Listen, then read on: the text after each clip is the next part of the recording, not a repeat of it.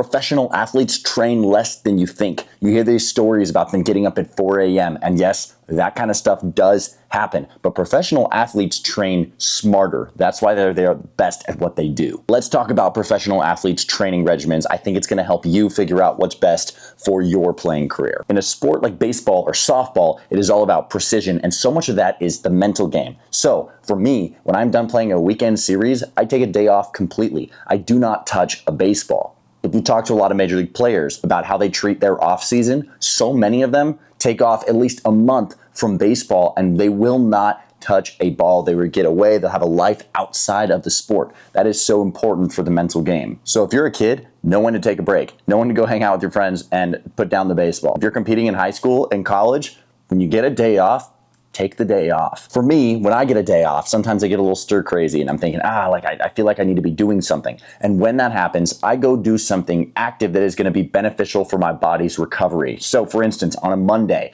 I'm not playing baseball on a Monday. I'm not touching a baseball. I'm not taking any swings, but I might go for a walk. I might watch some videos about baseball. I do things like that, but I don't go actively train. Physical recovery is good. Getting our brain away from the sport is also good. When I was in West Palm Beach, Florida with the Nationals and I was observing the way the different players would train, everyone had their own different methods, but across the board, all the players took a day off when it was time to take a day off. So that's something I encourage you all to do. When it comes to physical training, rest and recovery becomes a bigger and bigger part of your career as you get older and as you get to the higher levels. I used to have this impression that big leaguers were taking 1,000 ground balls every day and we're taking 500 swings every day and we're just grinding it out. And what the reality is, when you get to the higher levels, it's less about reps and more about maintaining precise movements and more about just staying healthy. So on an off day, you'll see guys doing yoga, you'll see guys doing light workouts, you'll see guys going for jogs, going for light walks. Those are things that are better for the body's recovery, ends up being better for your mental game, and those end up being the marks of a great athlete over a long period of time. Sometimes pro athletes don't work as hard as you think, they just work smarter. Overall takeaways: know when to take a day off.